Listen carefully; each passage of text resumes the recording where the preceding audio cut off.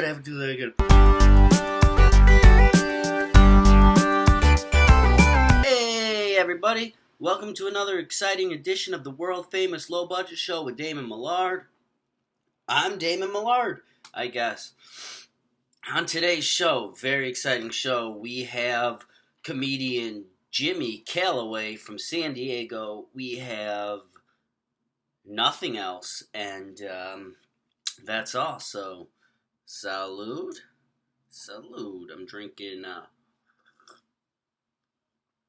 I'm drinking coffee out of this goat mug. You can probably tell things are a little different here. I left my closet open on accident. Let's catch up to speed real fast. I was on tour. I did, I don't know, 30 shows in 30 days. No, more shows than that, but 30 straight days of shows.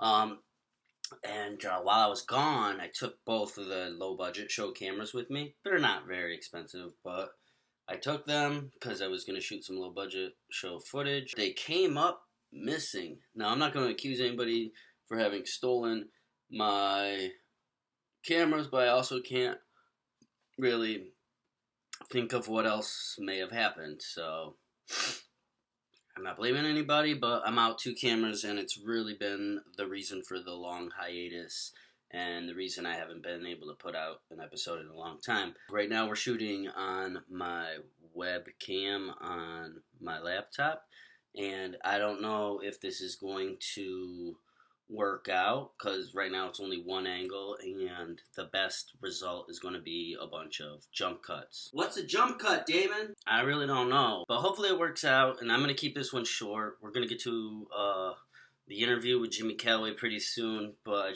I want to catch everybody up in my life, because my life has changed a lot lately. I'm still in San Diego. I'm still working on breaking into the scene here. I've performed on shows at Madhouse, ACC, and the Comedy Palace. There's some great clubs here, and I really like it here, but had a little bump in my life. Whatever. Oh my God, what's going on? Let's talk about dreams and heartbreak, and let's talk about shit. You know, I'll always be honest with you guys. So, am I heartbroken? I was in a 4-year relationship with a girl, and man, she cheated on me, and that sucks. And I've been dealing with that. That's my life, man. You know, it really sucks is because I really wanted this one to work more than probably any other one, because I just had it to the point where, like, I was trying. I wasn't always the best boyfriend in the past, and I've made some pretty big mistakes, and I was a shitbag, especially in my 20s. Don't trust them, guys. Don't open your heart. I'm a little jaded now.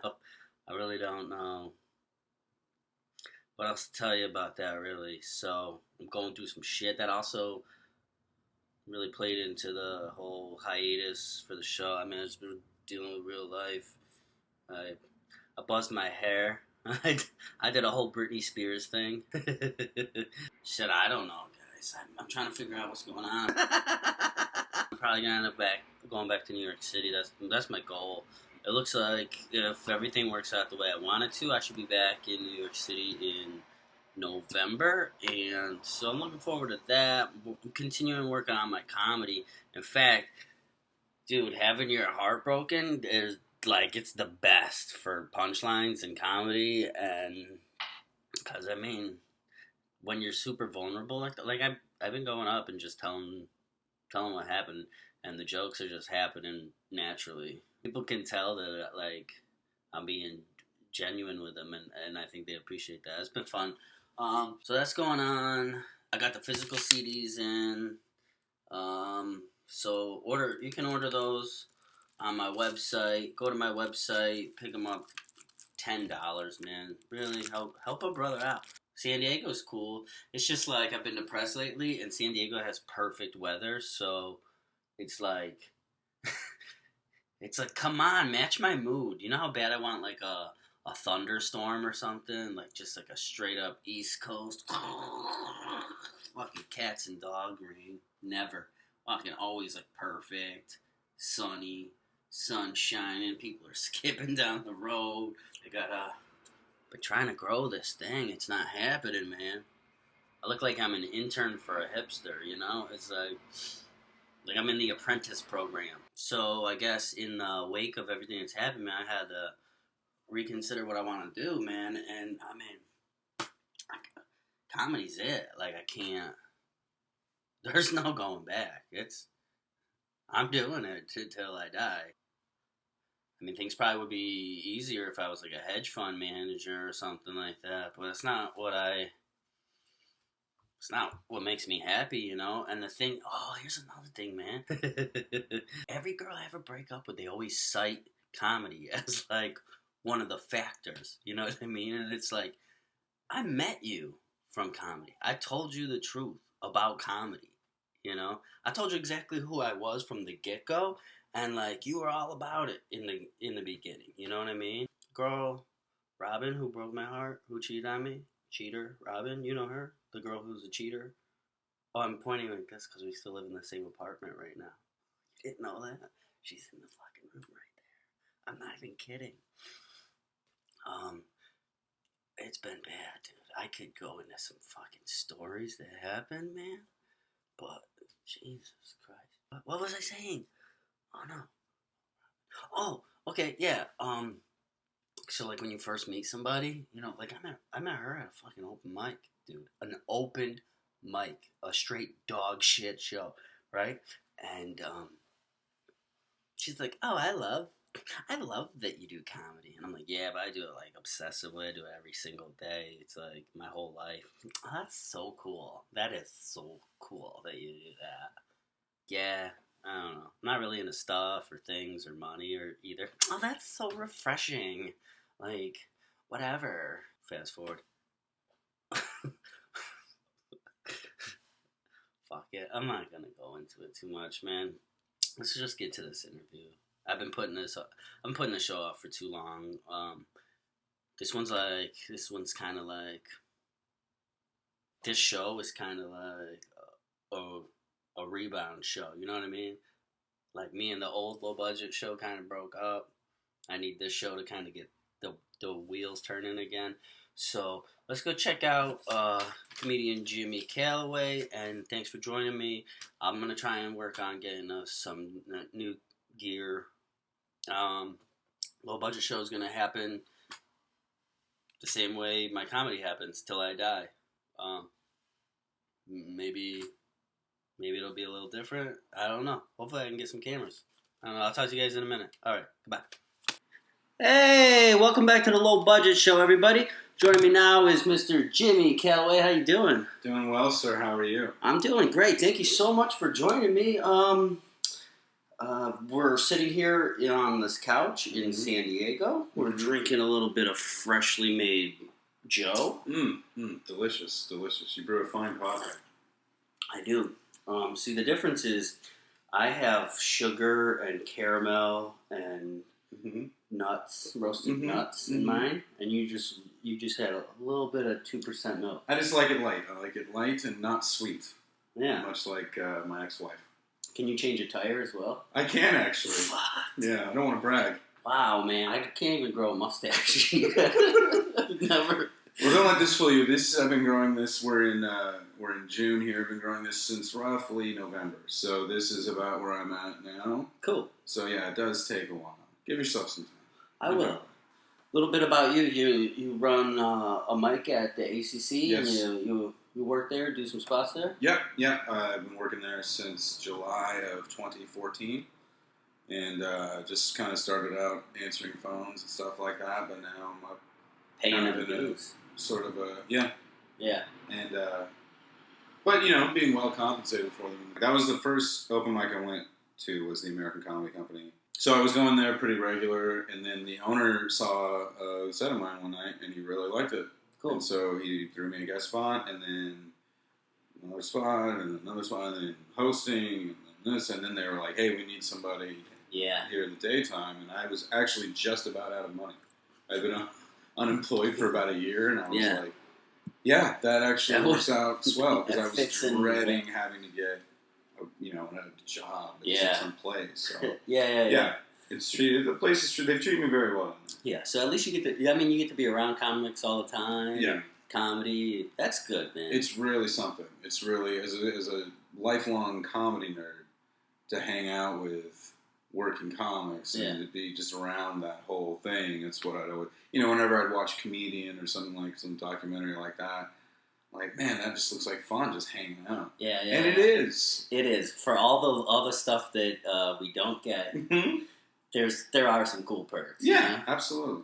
The people alone is worth $1 million. No, absolutely. No, I wouldn't trade it for anything.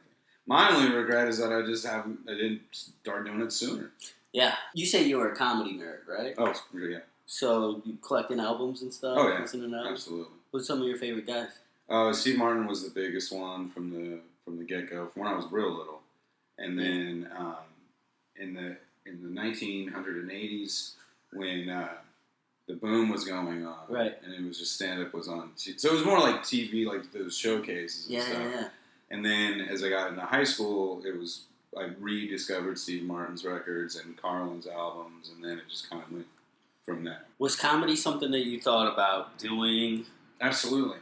Yeah. When I was 11 years old, in 1988, I announced to my parents that I wanted to be a stand-up, and they said, "Oh, wow, no, absolutely not. That absolutely is not going to happen." Oh, yeah? And so I said, "Okay, you got it." And then I realized around the age, in my mid-30s, I'm like, wait a minute. I don't have to do that. I can do it if I want. You can just do it. Yeah. So then, yeah. Okay, cool. Yeah. For me, I don't even know where the idea came from. I was just sitting around bored one day. That's where most of our best ideas come from. Yeah. That's how the car was invented. Actually, no, here's what I heard. The car was invented by a doctor who fell. He hit his head on the toilet, and he, And he invented the DeLorean. Yeah. He did. Yeah, I remember that. He was like, the doors have to open up, you stupid fuckers. You guys have it all wrong. I honestly don't know why they all don't do that. I don't either. I mean, because then eventually when we do have the flying cars, right, it seems like you're going to have to spend a lot of money to retrofit those things so that they're wings. Right. Instead of just ingress and egress. Do you know? I mean, it just seems so. They're not thinking ahead on that sort of thing. No. Style over functionality any day. I mean, clearly. Look at the suit. The suit was not invented for comfort or anything other than to scream, "I'm your boss." It also is very functional in that it covers up my nudity, which is something that needs to be done. Well. Just in general. Yeah. And not that I want to. No. But it's all part of my parole, so. Just pick up on a random topic. Should I be talking loud or anything? No, I think it's this. Okay. It's fine. I can double it up anyway. Okay. There's totally fixes to all this shit. I used to work in TV, and so I got this. This is nothing. In TV? In that TV? No, I used to work for TV News. Oh, the industry of television. Yeah. That makes sense. So I would take a whole 8-hour day and do nothing almost all day, and then I'd have to cram all of my work into the 5 minutes right before you see my story. Mm-hmm. You would not believe the breakdowns that are actually happening right before the story comes on. Oh, I would believe that. Okay. So you're watching the news, right? Yeah. And they're like, coming up, a triple murder on the South Side. Mm-hmm. And they're teasing that. And that story's not even put together yet. I'm still in the editing booth, fucking right down the hallway, like, yeah, it's coming! It's coming! You know? Is that just the nature of... That's the nature of the beast, man, because they send you out. The turnaround is that day, you know? You're constantly feeding that fucking never-ending machine. It's fucking bullshit. Anyway, so, fucking... How would you describe, like, your comedy style? Like, it's pretty... To me, it's, like, mellow. Like, you come up there... It's, like, not quite deadpan. Yeah. But it's got a smooth melody to it. Like, you're not in a rush. Well, Barry White was a huge influence on me. Comedy-wise, yeah. Comedy-wise, he's so funny. A lot of people don't know that. All the pussy he got is hilarious. That's so funny. It's so fun. Yeah. Yeah, I like this sort of monotone, dry humor. I do find that lately I'm kind of starting, because I host a lot, so I feel like, I have to so I'll come out really hot. I have this bit that I've been doing for like the last 6 or 7 months where I do crowd work, where I'll really quickly, I go, all right, crowd work. Hey, where are you from? What do you do for a living? Hey, where are you from? And it's really quick. And then I'll just go, hey, where are you from? What do you do for a living? And then usually they're just, and then I scream at them to answer me. Yeah. And it gets really weird. And then I go, all right, crowd's hot. And then so it's like this, I come out super energetic. Yeah. And then get really pissed off. And then go back to being monotonous. So that's actually, now that I think about it, pretty much my life.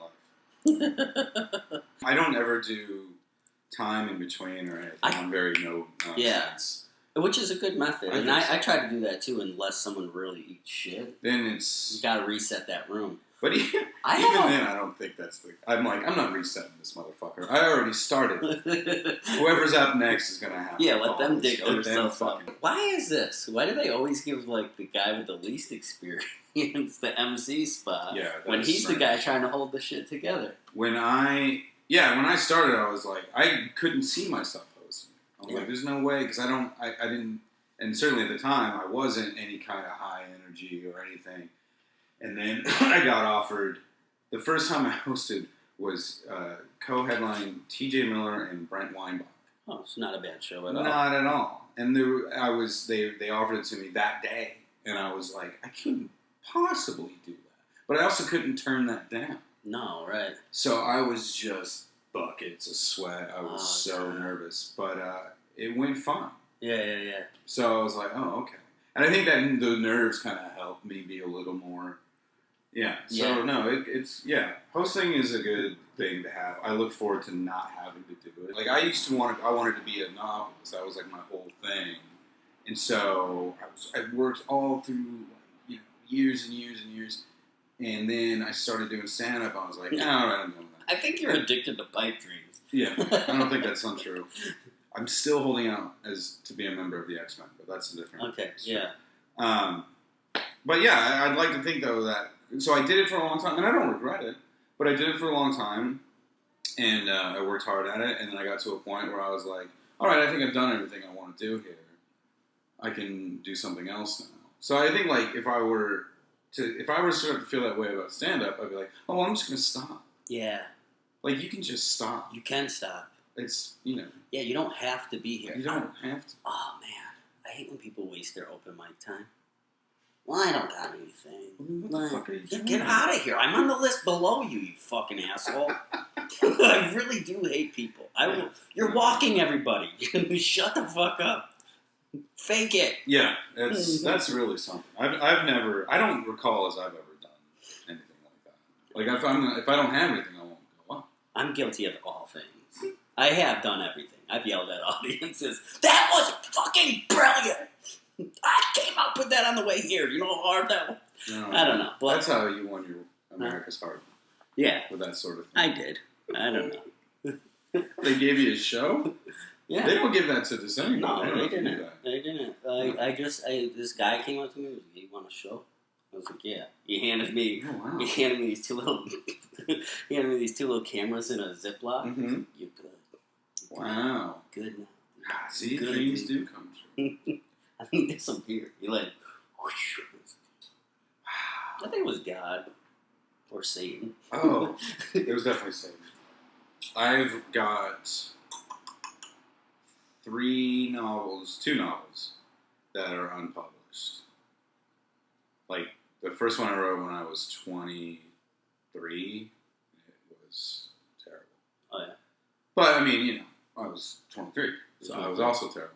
And then I wrote another one, which I still like, but it just doesn't work. But I did, write a lot. Like, I mined it. Like, I had this... Yeah. So I had this, this novel, so then I had all these characters that I liked, and there was a few situations and stuff. And I was like, I can make a short story out of this. So, yeah, I just kind of pulled it apart like a beater car. Yeah. And then this one that I finally did, that's still, I started that when I was around 25 or 6, and then didn't finish it like then I put it away and then started again until I was like 10 years later. So yeah, there's tons, and I got a bunch of short stories. And that's the one that you were just talking about, the one that's finished. Yeah, it's called Lupo Danish Never Has Nightmares. It's a superhero gangster novel. Oh yeah, those are on the rise. Mm-hmm. I like to feel like I'm at the forefront of something. I think I actually looked into it. There is more than a couple. Yeah. Like I don't think anyone's reading them, but I think there is more of because obviously superheroes are more popular than they have been. Than they've ever been. So I think there is a rising interest in that. But mine's just like a very small press thing available from Crime Factory, ladies and gentlemen. How do you... And at Amazon.com. Do they still have that? Do they have that out here? Oh, yeah. Okay. And Amazon's everywhere. Is it? It's bigger than... did you know it's bigger than Walmart? I did not know that. Yeah, actually. It is. I like it a lot, but it's still like very much a first novel. Yeah. Yeah. When you say it's crime... Would you say gangster superhero? Superhero gangster novel, yeah. What? So... Can you elaborate on that? I'm having a hard time picturing what that means. Well, so the main character, the title character, he's like an enforcer for, this one mob boss, and who will kind of like farm him out to other mob bosses to take care of. Oh, yeah, missionary. Yeah, sort of.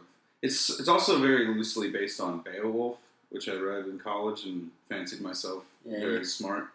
I'm a Gilgamesh man myself. He was a great Avenger, and that's a very arcane comic book reference. That was mostly for me.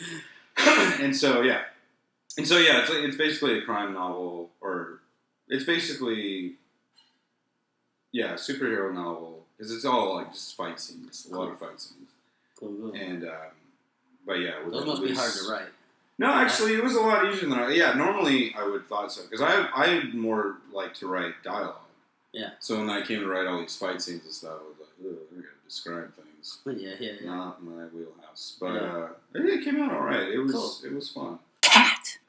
As passionate as you get about whatever it is you're doing, you have to have other valves that you can turn. Right. And release steam. You'll just get burnt out. Or you'll just, you might as well just. Or like what happened with me with comedy, or not, what happened to me with DJing, it just became so niche because I couldn't stand anything else. I just kept narrowing my niche. If you did the same thing with comedy, you're like, okay, who's into like Xenophile dudes?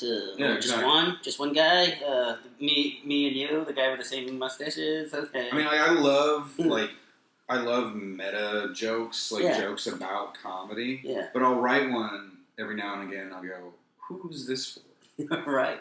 This is for me. It's funny to me, but I mean, and it's not not as though I want to just be completely relatable all around. But I was reading an interview with Peter David, who writes comics, and one of his pieces of advice for writers was to read a lot. But he's like, don't read that. Don't just read comic books. And you can see that they're in because I love superhero comics, and I read shitloads of them. Yeah. But if you're reading these comics, especially in the 90s, like when I was a kid, they were all just so inbred and just like clearly guys who just all they read were comics, and they were writing these self-referential and shit. And it's just so boring. It's just not very good. But if you so you have to just take in other things. You have to have well, you know what? That's going back to comedy. Yeah, that's like what happened with you gotta live your life. Mm-hmm. There's a comic, I'm not going to mention his name, but he does all these jokes about open mics. It's hard to remember all the names. I'm going to have to ask you later who you're Okay. Yeah, no, that's cool. We'll have to go to the playback. Continue. Yeah, but he's a back of the house comic. He's crushing the back of the house, but you're not going to get any play in a regular club, These days, especially, crowds are more hip. I think so. But what you gotta do is, I think it's kind of like, you gotta shift, man. Change gears, keeps it fresh, you know what I mean? Cat! Hey guys, get in here! He's doing this dead baby shit again. I saw Damon last night. Did he do dead baby joke? Goddamn right he did. I saw a Kurt Brownell winner a couple of years ago. Amidst not only the the police were murdering black people, which is apparently a thing they do these days. And it was I think they're still into that. Are they? Yeah. in the midst of that, and also SeaWorld, all the controversy surrounding Blackfish. Yeah. So Braunohler, who's most of his hour was fairly what's the word I want here? Like, jokes about because he's recently married, very relatable. Not, I wanted to say inconsequential, but that's too strong. But, nothing too, and then you go, all right, guys, we're going to talk about SeaWorld, and you hear every asshole in the room just shrink, especially in San Diego. Yeah. Because it was such a divisive topic. But he would do it, because he's like, you think I should do that? And I'm like, I don't know, man. But he did it, and at first they'd all tense up, and then he'd go into it, and then they'd lighten up, and then he'd go back into his act, and then he'd come back to police brutality, right? And they'd do the same thing, but he'd already softened them up, and I was like, that's masterful. Yeah, I mean, I don't have an opinion on things, so I don't really have to worry about that, right? But because all of my jokes are highly inconsequential, and that's not too strong. Okay. Anyway, I can see that we're running out of battery here. Oh no. And I think I got plenty to cut through. Yes. But I also need to have a cigarette. Oh, okay. Yeah. It's been far too long. Okay, so let's try to wrap it up here. Jimmy. Damon. You got anything coming up you want to plug, or you got? Let's see. Was this coming out end of June? I don't know. It comes out whenever I get around to it. But yeah, I'm on June 23rd. I'm hosting for Melissa Villasenor, very funny, at the American Comedy Company. Nice. And then I believe July 14th, I'm going to be a part of Tabled, which is a table reading of a movie script. We're going to be doing Ghostbusters. Oh. I'm going to be So you do that live? Yeah, it's a thing that the So Say We All guys, or Modern Profession, rather, put together. And they've done a couple, they did Die Hard, and they did the Teenage Mutant Ninja Turtles movie. So we're going to do the original Ghostbusters, and I'm Egon. Nice. Which I can see that. Sense. I can see that. So, yeah, that'll be in mid-July. July 14th, I believe, is the day. And then check that out. And then pretty much anywhere. I go up a lot. Just check them out. So, yeah, if you're in San Diego, check them out. It's hard to miss me. Try as you might. Yep. Or find them on Facebook, Jimmy Callaway. Jimmy Callaway. And on Twitter and Instagram is @JimmyTheWorm. Yep. And my novel is called Lupo Danish Never Has Nightmares. It's on Amazon.com. That's okay. .net? .org. Amazon.org. Nope. No? Mm-mm. .biz. .biz. All right. .ca. All right, so that's the end of the Low Budget Show. Join us next time. Does Bigfoot exist? We'll find out. We'll meet a guy who says he lost an arm wrestling match to the Yeti. All right, we'll talk to you the next time. See you later. Bye.